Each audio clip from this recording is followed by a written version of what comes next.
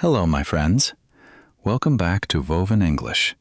Today, we will talk about a woman who flew farther than almost anyone dared, and then vanished without a trace. Her name was Amelia Earhart. Did you know she became the first woman to fly alone across the Atlantic Ocean? Did you know that on her greatest journey, she disappeared somewhere over the Pacific and was never seen again?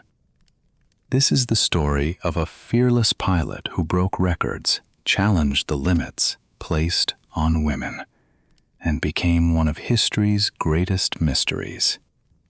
Now, let's begin this story. On July 2nd, 1937, Amelia Earhart was flying over the vast Pacific Ocean with her navigator, Fred Noonan. Somewhere ahead was Howland Island, a tiny piece of land, surrounded by thousands of miles of open water.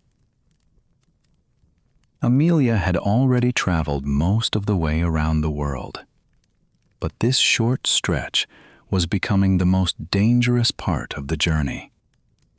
Clouds made navigation difficult, radio communication was failing, and the fuel inside her, Lockheed Electra, was slowly disappearing. A U.S. Coast Guard ship waited near the island, listening for her voice.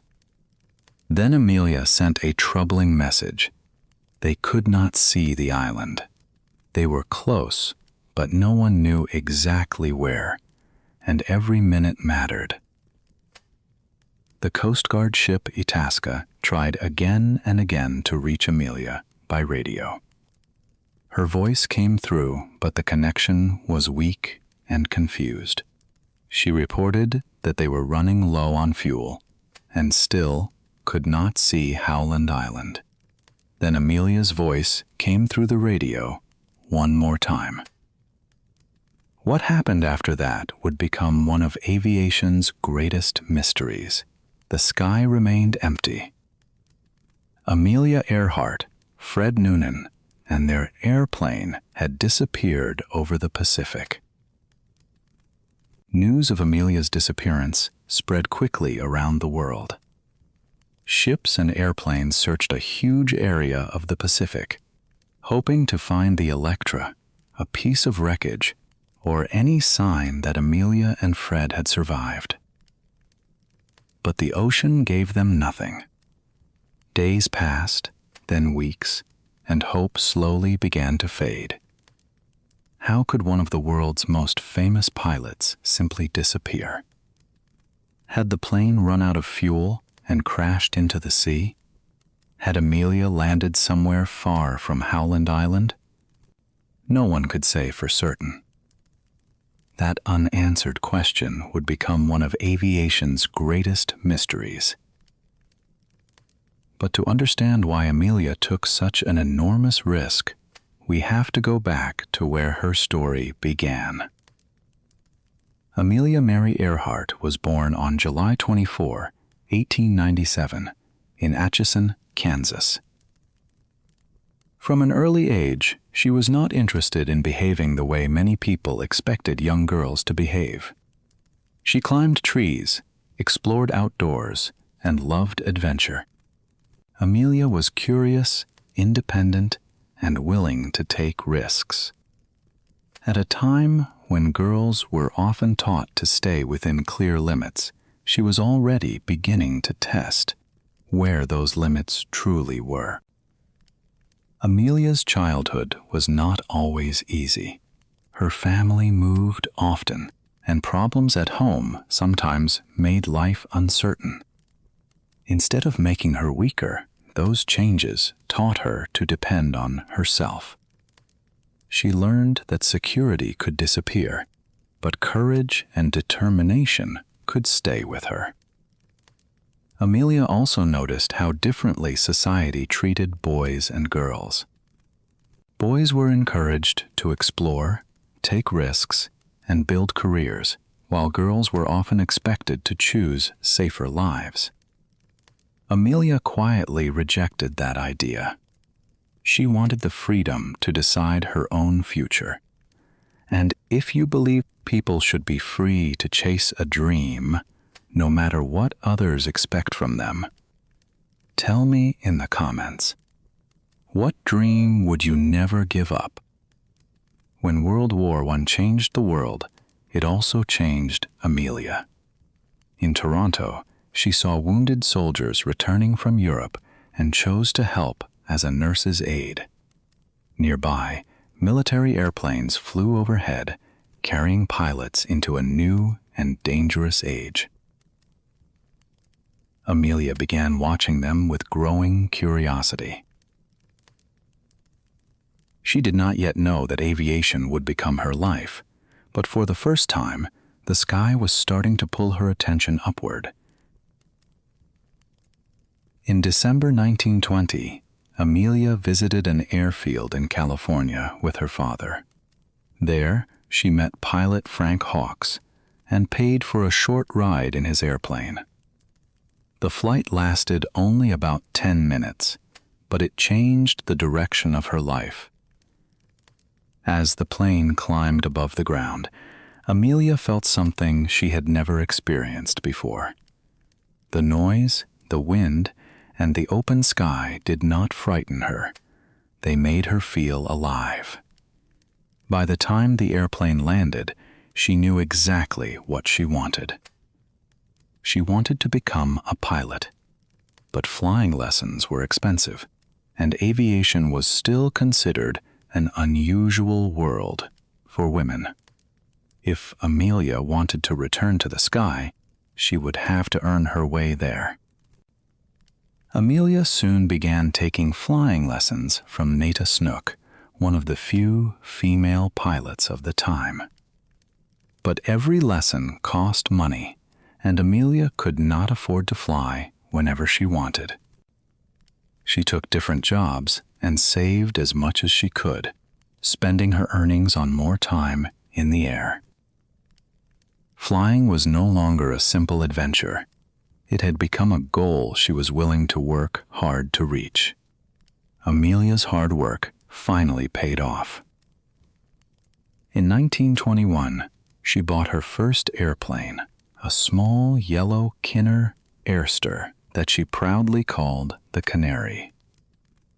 Owning a plane gave her the freedom to practice more often and push herself further. Amelia was still a new pilot, but she was already thinking beyond ordinary flights. In October 1922, she climbed to about 14,000 feet, setting a new altitude record for women. It was an important achievement, but Amelia did not see it as the end of anything. She had discovered that every time she reached one limit, another appeared beyond it. And soon, an unexpected opportunity would arrive. One that would take her far beyond America and suddenly make her famous around the world. For the next few years, Amelia continued flying whenever she could, but she was still unknown outside aviation circles. Then, in 1928, everything changed. She received an unexpected phone call asking a strange question. Would she like to become the first woman to cross the Atlantic Ocean by airplane? The journey would be dangerous, and Amelia would not be the main pilot. Still, she understood that this chance might never come again. In June 1928, Amelia joined pilot Wilmer Stoltz and mechanic Lewis Gordon aboard a plane called Friendship. Their goal was to cross the Atlantic from Newfoundland to Wales. The journey was long, cold, and dangerous, but Amelia was not controlling the airplane. She was mainly a passenger and kept notes during the flight. After more than 20 hours in the air, they finally reached Europe. Crowds celebrated Amelia as the first woman to cross the Atlantic by airplane, and newspapers quickly turned her into an international star. But Amelia felt uncomfortable with all the praise. She knew the truth. She had crossed the ocean, but she had not truly flown it. One day, she promised herself she would return alone. After the Atlantic crossing, Amelia became famous almost overnight. Newspapers followed her, crowds wanted to meet her, and her name appeared across America and Europe.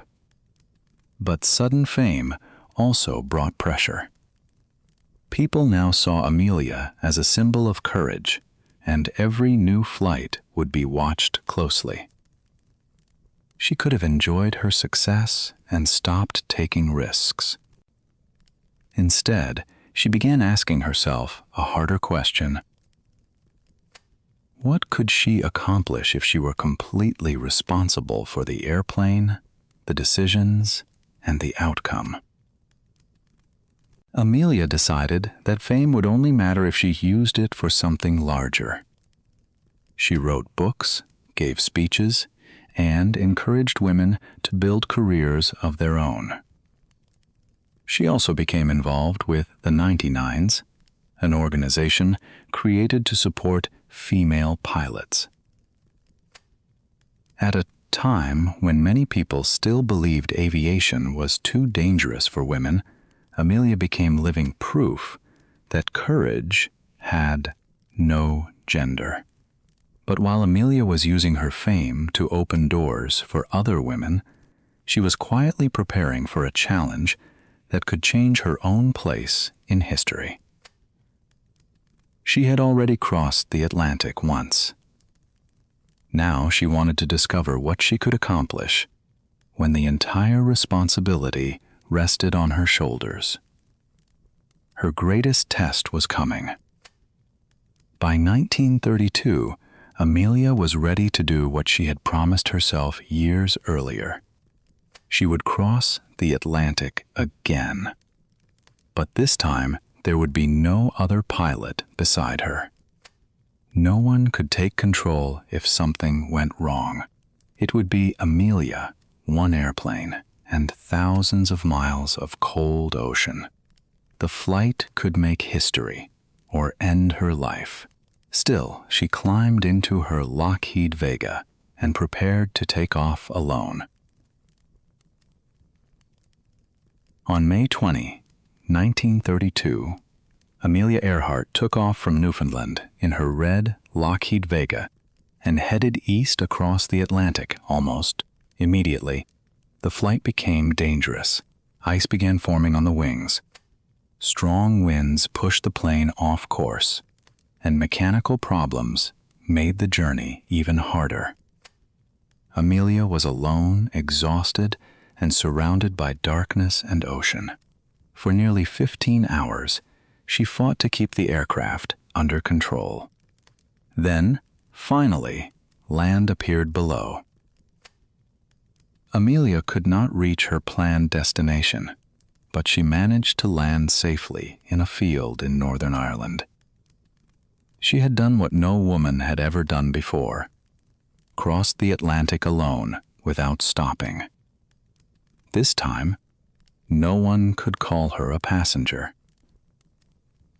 News of Amelia's solo Atlantic flight spread around the world. She was celebrated as one of aviation's greatest heroes and received honors normally reserved for the most accomplished pilots. But Amelia did not slow down. One record only made her think about the next challenge. She wanted to fly farther, cross more dangerous routes, and prove that her success was not a single lucky moment. The sky had become a place where limits could be tested. After conquering the Atlantic, Amelia kept searching for harder challenges. In 1932, she became the first woman to fly non-stop across the United States, from coast to coast. Then, in January 1935, she attempted something even more dangerous: a solo flight from Hawaii to California. Several pilots had already died trying to cross that stretch of Pacific Ocean, but Amelia refused to be discouraged.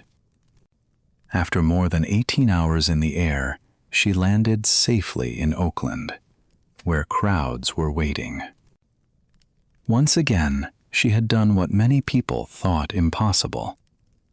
But success only made her dream bigger. Amelia had crossed oceans, broken records, and proved herself repeatedly. Now she began thinking about a journey that could surpass them all. Amelia's achievements gave her more than fame. They gave her a voice. She used it to encourage women to study, work, and enter careers once considered only for men.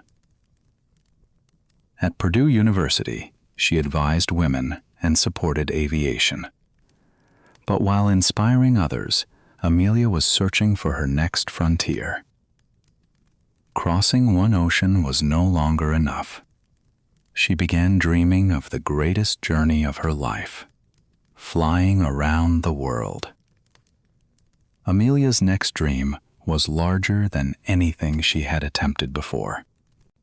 She wanted to fly around the world along a route close to the equator, covering thousands of miles over oceans, deserts, and unfamiliar countries. For the journey, she would use a specially prepared Lockheed Electra 10E. Her navigator would be Fred Noonan, an experienced man, skilled at finding routes across open water. The flight required careful planning, reliable radio communication, and enormous endurance. One small navigation mistake over the Pacific could become deadly. Still, Amelia believed the journey was possible. By 1937, preparations were complete, and the world watched as she prepared to chase her most ambitious record. But before the real journey could begin, something went terribly wrong. In March 1937, Amelia began her first attempt to fly around the world. But in Hawaii, disaster struck. During takeoff, her Lockheed Electra crashed and was badly damaged. The journey had to be stopped before it truly began. For many pilots, that would have been enough reason to quit. Amelia refused. The airplane was sent back to California for repairs, and she prepared to try again, this time flying in the opposite direction. After the Electra was repaired, Amelia refused to let the first failure end her dream. In June 1937, she and Fred Noonan began a second attempt, this time flying east. They crossed South America, then the Atlantic to Africa. From there, they continued across the continent through India and Southeast Asia. Day after day, the journey carried them farther from home and closer to history. By late June, Amelia and Fred reached Lae, New Guinea. They had already traveled more than 22,000 miles and completed most of the route around the world. Only the Pacific remained. But the next leg would be one of the most dangerous, a long flight toward a tiny island almost impossible to see from the sky. On July 2nd, 1937, Amelia and Fred left Lae, New Guinea, heading for Howland Island. It was only a tiny strip of land in the middle of the Pacific, extremely difficult to find from the air. The U.S. Coast Guard ship, Itasca, waited nearby to help guide them by radio. But over such a vast ocean, even a small navigation error could send the Electra far away from the island. As Amelia and Fred approached Howland Island, the situation became desperate. Amelia radioed the Itasca, but communication was confused and unreliable. She could hear only some signals, and the ship struggled to guide her toward the island. Amelia reported that they were near the expected position, yet Howland was nowhere in sight. Their fuel was running dangerously low. The Itasca kept calling, but the Electra never appeared. Then came one of Amelia's final messages, saying they were flying along a line of position. After that, there was silence. No clear answer followed. No airplane appeared on the horizon. Somewhere over the Pacific, Amelia Earhart, Fred Noonan, and the Lockheed Electra had vanished. When Amelia failed to reach Howland Island, a massive search began across the Pacific. U.S. Navy and Coast Guard ships searched the surrounding waters, while airplanes scanned the ocean from above. They looked for wreckage, smoke, radio signals, or any sign that Amelia and Fred had survived. But nothing was found. Day after day, the search continued, and hope slowly faded. The Pacific had swallowed every trace of them. For decades, people have tried to explain what happened to Amelia Earhart. The simplest theory is that the Electra ran out of fuel and crashed into the Pacific near Howland Island. Others believe Amelia and Fred may have reached another island and survived for a short time. Over the years, more dramatic stories appeared, including claims that she was captured or secretly lived under another identity. But none of these theories has been proven. No confirmed wreckage, body, or final message has solved the mystery. What we know is limited. Amelia was near Howland. Fuel was running low. Communication was failing. And then the radio went silent. After that, certainty ends, and the mystery begins. Amelia Earhart is often remembered because she disappeared, but that should not erase what she achieved before her final flight. Broke aviation records, opened doors for female pilots, and challenged ideas about what women could do. It is the courage she showed by going farther than people expected, and proving that the boundaries placed around her did not have to define her life. At the beginning of this story, we asked how one of the world's most famous pilots could simply vanish. The answer is still the same today. We do not know exactly what happened to Amelia Earhart and Fred Noonan. Maybe the Electra ran out of fuel and fell into the Pacific. Maybe they reached another island. The evidence has never given us a final answer. And perhaps that is why the story still feels so powerful. Amelia spent her life pushing beyond limits, and in the end, her final journey carried her beyond certainty itself. The mystery remains, but so does the courage, ambition, and determination that made the world remember her. Today, Amelia Earhart remains one of aviation's greatest symbols of courage and possibility. She never completed her final journey, but she helped change what the world believed women could achieve. Her story reminds us that limits are often smaller than they appear. If you enjoyed this story, please like the video and subscribe to Voven English. And tell me in the comments, what do you think really happened to Amelia Earhart?